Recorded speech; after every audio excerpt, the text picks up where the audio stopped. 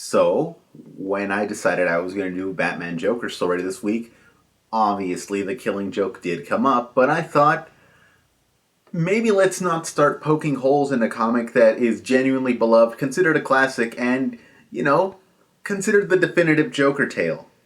I feel like that would yield a negative effect on my channel, so maybe let's not do that. I think I'll eventually do it, but at that point I'll have to be so drunk on my ego that I genuinely won't care what happens next.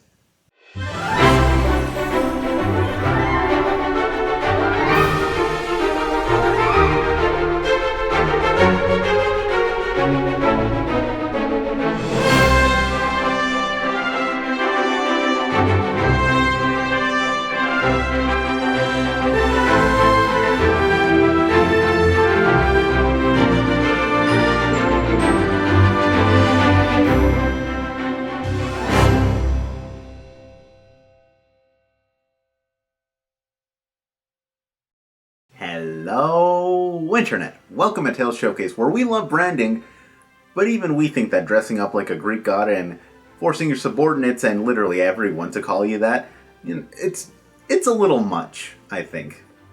I'm your host, the Watcher of New Earth.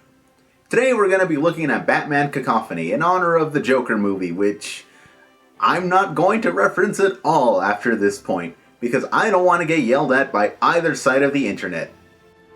This short series is written by writer-director and longtime comic book fan Kevin Smith, who's directed multiple movies of varying quality, but they're usually funny. He's also written a few comic books before and after this, including a sequel to this story and some work on Green Arrow. The book is drawn by Smith's longtime friend and frequent collaborator Walter Flanagan, who also has a background in comics, not only as a fan but also as an artist on other works. And though Smith is more known as a comedic director and actor, he has had some success in the comic book realm. Does it carry through here? Let's find out. This is Batman Cacophony. We open at Arkham Asylum, the physical embodiment of the revolving door in our prison system. We see somebody break in as the narration tells us that these video cameras are new, having replaced the former front gate guards. Whoa. There are guards at Arkham? As we see more of this intruder navigating his way around, the narration suggests that one of the old guards, an older gentleman by the name of Roy Kelly, had recently sold secrets to the floor plan of Arkham. It's implied, of course, that this is how the shadowy figure is getting inside. And once again, the self-interest shown by the baby boomers has screwed the entire nation. Thanks, guys! It's revealed that the mystery figure was in fact the bounty hunter Deadshot, who's here to kill the Joker. Deadshot reveals that he was hired by the parent of a high schooler who overdosed on Chuckles and wanted to get revenge on the Joker. Strangely though, the Joker doesn't really seem to know what Chuckles is. Deadshot tells him that it's actually a drug that has been synthesized by Maxie Zeus, one of the former crime lords of Gotham, but it's actually made from Joker venom, which enrages the Joker. Not because they're using his Joker venom, but because instead of killing people, it's getting them high. He's incensed that his Joker venom is being used for anything other than terroristic purposes.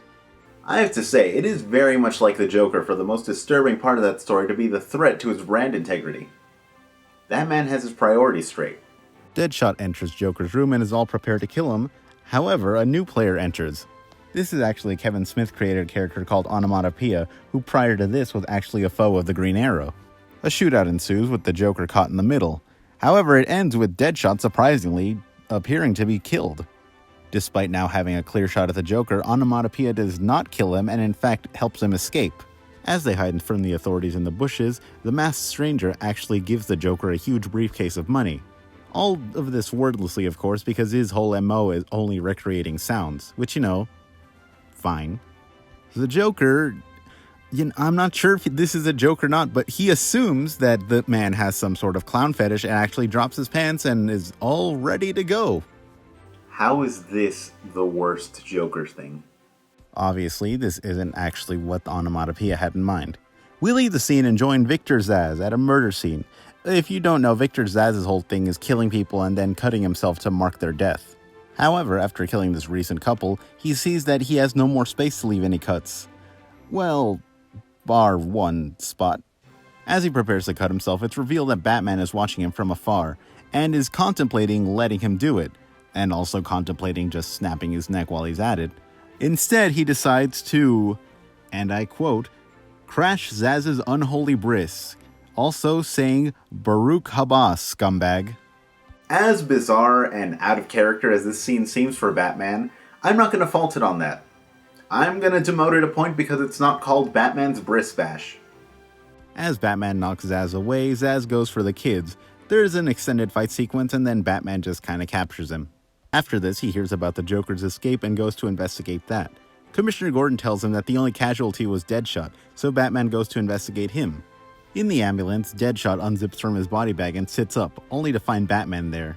It's revealed that Deadshot's helmet is actually double-plated and has a blood pack to make it seem as if he's dead.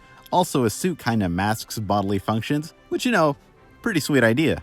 Batman gets all the information out of him that he can and then leaves him to Commissioner Gordon. We then skip to a week later where Maxie Zeus is giving an interview and pulling up his old Greek god routine for the interviewer, claiming that that's no longer him and that he's not about the sandals anymore. He's only about $1,800 Berlutis. It's funny, I genuinely can't tell which of those footwear is more obnoxious for a rich man. The interview is cut short, however, when one of his henchmen arrives to let him know that the Joker is at his nephew's elementary school. When he arrives at the school, a Joker chastises him, and it's revealed that the only reason he had any Joker venom with him is because the Joker actually left it to him. See, on April 1st, he was supposed to dump it into the Gotham Lake, and then Batman was going to investigate, assuming the Joker had escaped. This would force him to visit him at Arkham Asylum, and then the Joker could tell him, April Fools. If you're ever asked to show the purest form of bro love, you take them into the scene. Because this is it, people. Maxie tries to make amends and offers the Joker half the money, but the Joker claims that he never wanted a drug empire or anything like that, he just wants to have fun. So he says that Maxie is no longer his friend and that now they have a gang war. Maxie laughs and tells him that he doesn't want to go to war with him because now he'll crush him like a bug, to which the Joker retorts that he'll crush him like a classroom full of schoolchildren. Maxie says that he doesn't quite understand, and at that point the Joker blows up the school with Maxie's nephew still inside. Say what you will, that's a solid joke. The next issue begins with Zeus's hotspot Olympus, where all the young people are there partying and still taking chuckles. However, as they listen to DJ Might, which, solid Batmite reference, it's revealed that the masked DJ has recently been found in his hotel room dead, and that this one is actually the Joker, who sets fire to everybody. Damn, this club is lit! I'm sorry. Batman quickly arrives on the scene, which leads to a fight with the Joker, which is, pretty good. Before long, however, Onomatopoeia shows up, which leads to a three-way fight, which is still good, but I don't know, it goes a little too long for my tastes. It does end spectacularly though, with both villains escaping and the Joker leaving a note for Batman that says, "Eat it, emo boy." That was amazing. Later at the Batcave, Batman is trying to learn the most that he can about Onomatopoeia. He figures out that this masked man only goes for non-superpowered heroes, because, those are probably the ones he stands a closer chance to kill. Batman then says that it's possible that he released the Joker because, as everybody knows, when the Joker is at large, Batman will focus all his efforts on him. Everybody knows that? Holy exploitable weakness, Batman. You don't go shouting that to the skies. Back at Club Olympus, the death of his nephew has reverted Maxie Zeus back to his crazy Zeus personality, and he begins referring to everything in Greek terminology, which leads to a legitimately funny exchange between two of his henchmen as they discuss the differences between Norse and Greek mythology. Can we just take a moment to appreciate that these hired guns just so happen to be mythology buffs? Because, that's a level of development that most henchmen don't get, and I think it should be applauded. They try to distract him with some, women of the night. However, Batman soon arrives and cuts the party short. He plugs Maxie full of antipsychotics and is able to convince him to turn himself in, all in a ploy to lure in the Joker, which Batman hopes will in turn lure Onomatopoeia. He's held in Gotham Central until the feds can arrive, and that's when the Joker makes his move. Landing on the roof of the police department, he's only there for a few seconds until Batman gets a drop on him. They start their usual tussle until Batman pulls a move where he sticks both his fingers in the Joker's nose and lifts him up like that. Ha! Nose move, Batman. Oh, God. The comic ends with Batman tying the Joker to the bat signal, but Onomatopoeia arriving on the scene. The next issue picks up right then and there, as the Joker uses the shattered bat signal to stab Batman in the leg, as Onomatopoeia shoots him right in the head. The Joker, of course, is upset, claiming that he should have been the one to kill Batman, given all the history that they have. The Joker's right, dude. That was poor form. However, it's revealed that Batman is actually not dead. I know, I was shocked too. Apparently, he brought up the tech that Deadshot had used for his helmet to make it seem as if he had died. He goes on to beat the hell out of Onomatopoeia, eventually punching him a short distance away so he's right next to the Joker. And just as it seems like the two are about to gang up on Batman, Onomatopoeia turns and stabs the Joker. Good play! Good play! Good moves! Batman knows that this is a trap as Onomatopoeia makes his escape, knowing that Batman won't actually pursue him in hopes of still saving the Joker. Commissioner Gordon arrives on the scene and asks where Onomatopoeia went. Batman says that he escaped and says that he needs the Joker to get immediate medical attention. And Gordon is obviously a little hesitant to get it to him, considering all that the Joker's done not only to him or Batman, but to the city in general, and argues that Batman should just let him die because, as he says, this wasn't actually his fault. Batman, however, refuses to let the Joker die. So, I have thoughts about this. Many a thought, actually. But we're gonna cycle back to it at the end. So, of course, Batman doesn't let the Joker die, and months later he goes to visit him in the hospital, where the Joker has apparently grown a full beard. I take back what I said. This is the most horrific Joker thing. This then leads to a conversation between both Batman and the Joker. It's very Killing Joke-esque. One of those, oh, are we really just gonna do this until we kill each other? It's not a bad conversation per se at all, and it's actually fairly good writing. It's just, it doesn't really bring anything new to the dynamic. It's nothing new that some iteration of Batman and the Joker haven't had before in the past. So, it's good, but not new. Anyway, Bruce goes back home. Alfred and him have their whole, you should really stop letting all these psychos run loose. You get it.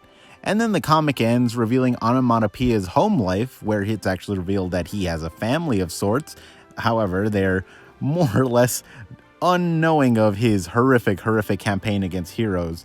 And as the comic wraps up, it's revealed that he has a whole case full of masks of heroes that he either killed or intends to kill, suggesting that he'll be back for Batman someday. And that was Batman Cacophony. It has its ups and downs, and not everything in it works, but I think overall, it's good. There are obvious issues in this story. Smith's background in comedy shines through, and while it is a funny book, it doesn't always seem in character. This is particularly true of Batman, who doesn't really seem like himself for a lot of the story. Also, even when Batman is acting like Batman, the jokes around him don't really gel with that universe. It's not a huge issue, but if you're not ready for it, it can be a tad disconcerting. Also, I can't really buy the last bit where he refuses to let the Joker die. I mean, obviously he wouldn't kill him himself, but you'd think that if the universe handed him an out like this, he would take it. It's not like he did it, and based on how he was talking about Zsasz earlier in the story, I don't know, seems like he'd probably be pretty nonplussed by it. The final conversation with the Joker helps flesh out a little more why Batman didn't do it, but it still doesn't seem quite as satisfying. I don't know. The art is good. The expressions occasionally go a little overboard and look weird, but it's not a huge issue, and overall, the art is really good. If you're willing to look past a couple of minor misfires in the beginning, I think it's a fairly enjoyable book on the whole. So check it out. Anyway, as always, thank you for joining me, and I'll see you next time. This is the Watcher of New Earth, signing off.